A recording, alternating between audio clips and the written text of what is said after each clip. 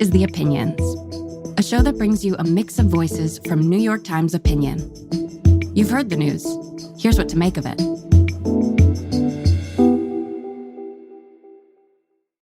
I'm David French, an opinion columnist at the New York Times and a fiscal conservative. At first glance, you'd think I would be excited for an initiative like Elon Musk's Doge. But I'm not. Even though I believe the federal bureaucracy could use some efficiency, I'm actually pretty appalled at what I'm seeing out of Musk and the Trump administration. So is my friend Jessica Riedl. Jessica is a fellow at the Manhattan Institute, and just like me, a fiscal conservative. Jessica might be one of the nation's foremost experts about the federal budget and about America's fiscal realities. She has taught me an enormous amount about all of those issues. So I am delighted that Jessica is joining us for this conversation. Thank you. It's a pleasure. Thank you for having me. So let's just kind of level set here.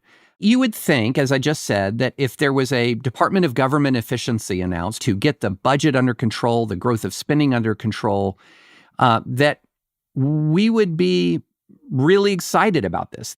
And so when you heard that Elon Musk was going to be forming and running Doge, you have worked on Republican presidential campaigns in 2012 and 2016. You're at a conservative think tank.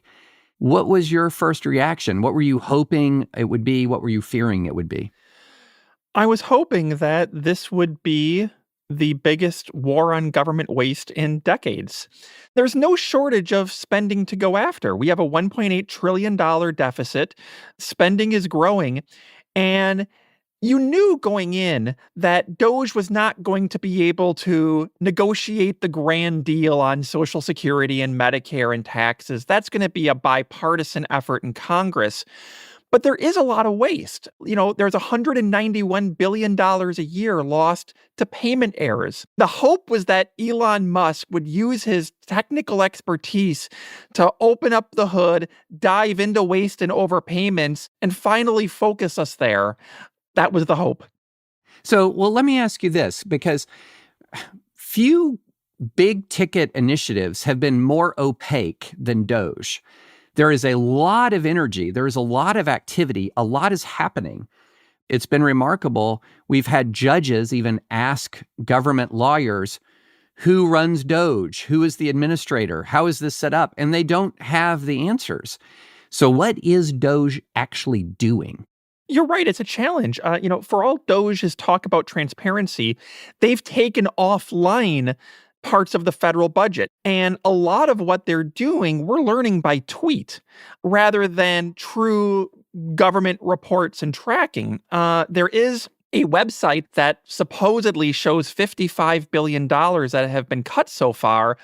However, anyone who's looked into the wall of receipts has realized that most of what is claimed to be spending cuts are just accounting errors and that the real cuts are smaller. So we're trying to piece together what they're doing. We're all kind of guessing, but it's the most real for the people in Africa who aren't getting USAID aid, for the federal employees being laid off. It's very real for them. For the rest of us, it's piecing together from different sources.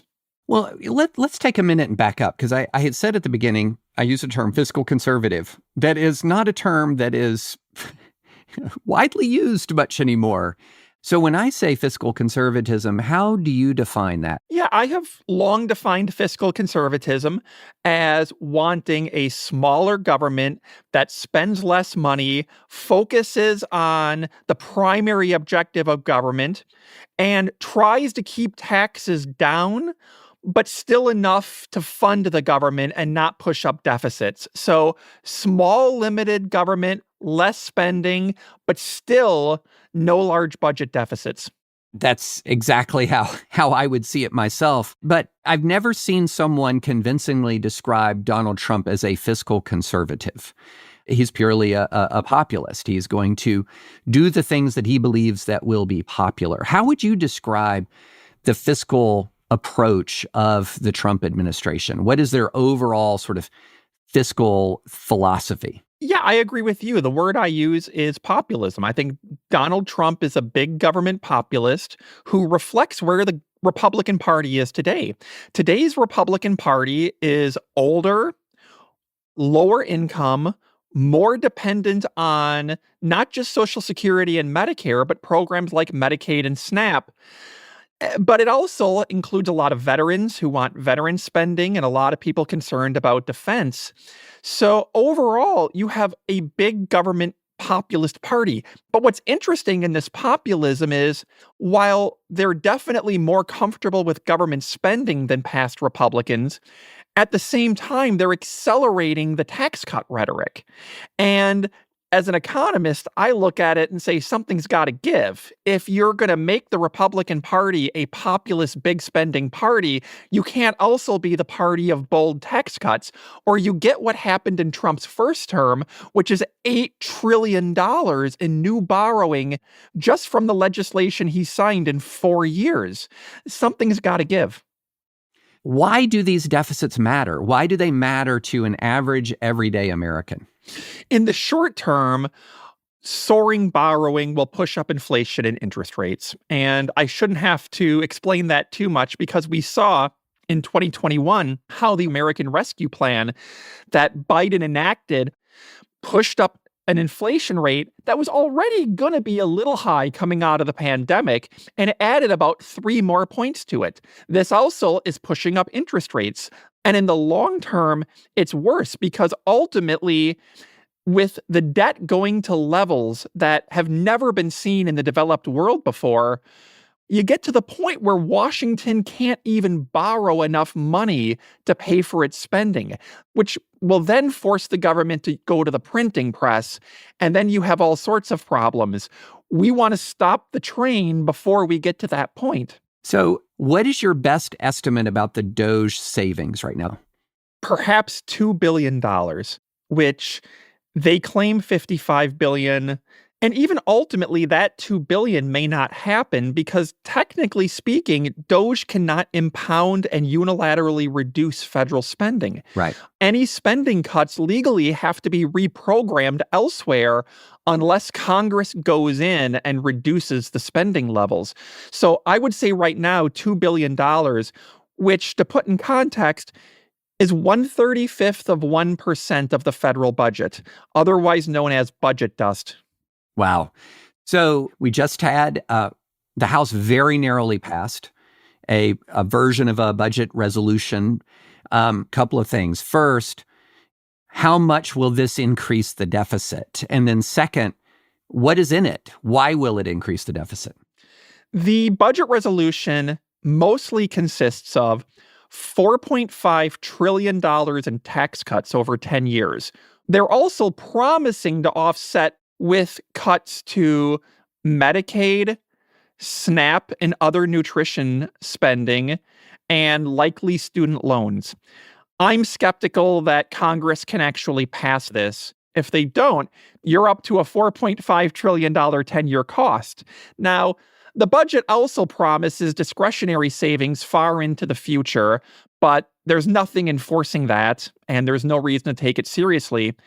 And the budget also assumes a huge growth in tax revenues from economic growth. That's also more of a gimmick. That's not going to happen. It's been a while since I've had a math class, but it sounds like what you're saying is they're cutting $2 billion for savings, but they're adding $4,500 billion in deficit. So it's $2 billion versus $4,500 billion. Those are very, very different numbers. All right, so let me try to put the deficit challenge in perspective.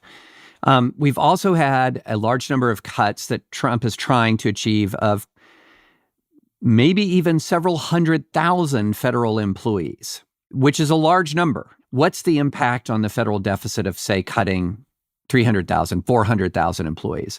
Well, here's one way to look at it. There's 2.3 million civilian employees. If we eliminated a quarter of them, which would be remarkable, that would be laying off nearly 600,000 workers and not replacing them, you would save 1% of federal spending. The savings aren't large. You're not going to fix the deficit, even if you eliminate a quarter of federal employees. Now, I want to be careful. Yes, we should reduce federal employment if we have extraneous employees, if they're not doing a good job, if the agency should be shut down. Even $1 in waste and unnecessary spending is too much. But if the goal is to reduce spending, you're not going to get there by firing federal employees, because most government spending goes to benefits to us, not the administrative costs. So, not to put words in your mouth, but the implication of what you're saying is that Doge is causing an awful lot of disruption to federal operations without doing anything material at all to address the long-term fiscal challenge America's facing. I would call Doge a government spending cut theater. The targets they're going after, DEI contracts, Politico Pro subscriptions, federal employees, foreign aid, are not where the money is. Some of it is essentially a rounding error, but they're targets that fit a lot of cultural touchstones for a lot of conservatives. Doge is really kind of a distraction from the spending increases and tax cuts Congress is really doing right now. Let's suppose you wanted to actually be serious about cutting the deficit. Where does federal money go? And as a corollary to that, then what has to be cut, or what kind of revenue has to be raised to meet these obligations? When I explain where the money goes, it'll be clear why we're not cutting it. 75% of all federal spending goes to 6 items: Social Security, Medicare and Medicaid, defense, veterans, and interest. That is 75 cents of every dollar. Everything government does besides that, education, health research, housing, justice, homeland security, that's all the other 25%. But Social Security, Medicare, and Medicaid are the big drivers. That's really the ballgame. So let me ask you this. Is there anything you like about Trump's policies so far? Is there anything that you're pleased by? I will say that some of the talk Trump offers on reducing red tape is welcome. I think in the first Trump administration, there was a rule that for every regulation we add, we're going to repeal 2 regulations. I think that was a good guideline. So is there anybody that you're looking at in the political world right now that you look to and say, this is a serious person talking about these issues? An elected official, Republican or Democrat, is there anyone out there that you're saying, he or she gets it? They get what's happening. Not many come to mind, to be honest. I work with a lot of lawmakers. I mean, it's funny because there are certain members that I work with on these issues, but I'm actually not supposed to mention them because they're working quietly on them behind the scenes, and they don't want me outing them as actually trying to solve problems. I have been invited to bipartisan Social Security working group dinners where you have Republican lawmakers and Democratic lawmakers getting together in the back room of a restaurant, inviting some experts and talking about bipartisan ways to address Social Security. And one of the rules of attending this is that this dinner never happened. None of us were here. Everything is off the record. Do not tell anyone that these meetings took place. And on the one hand, you're heartened that these conversations are happening behind the scenes in a bipartisan fashion. But what does it say for the state of our democracy that they don't want anyone to know they're trying to solve a really important challenge in a bipartisan way? It's backwards. All right, so let me wind down the conversation by asking you maybe the hardest question, because I'm going to ask you to put on your prophecy hat for a minute. Where do you think the American economy is headed over the short to medium term? And how much do you think Trump's current policies are going to impact it positively or negatively? It's early, and economic predictions have a history of making fools of people. So take this with a grain of salt. I won't hold you to it. This is informed speculation. There are headwinds right now. Consumer confidence is falling. Consumer spending is falling in preparation and in some instances reaction to the tariffs. Interest rates have been inching up. Housing starts are starting to slow down. I would think that right now, it's more likely we see the economy declining over the course of the year than growing.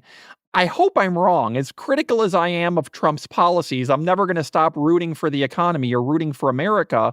I hope I'm wrong, but it really looks like investment spending is getting spooked, consumers are getting spooked, and this is pretty scary because Republicans keep budgeting on the hope that economic growth is going to skyrocket immediately, and I think we might be heading a little further downward instead.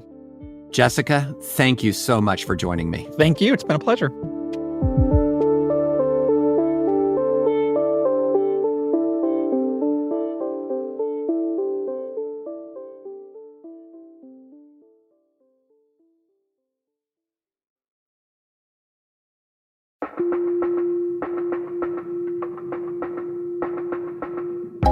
If you like this show, follow it on Spotify, Apple, or wherever you get your podcasts. This show is produced by Derek Arthur, Sophia Alvarez-Boyd, Vishaka Durba, Phoebe Lett, Christina Samuelewski, and Jillian Weinberger. It's edited by Kari Pitkin, Allison Bruzek, and Annie Rose Strasser. Engineering, mixing, and original music by Isaac Jones, Sonia Herrero, Pat McCusker, Carol Saburo, and Afim Shapiro. Additional music by Amin Sahota. The fact-check team is Kate Sinclair, Mary Marge Locker, and Michelle Harris. Audience strategy by Shannon Busta, Christina Samuelewski, and Adrian Rivera. The executive producer of Times Opinion Audio is Annie Rose Strasser.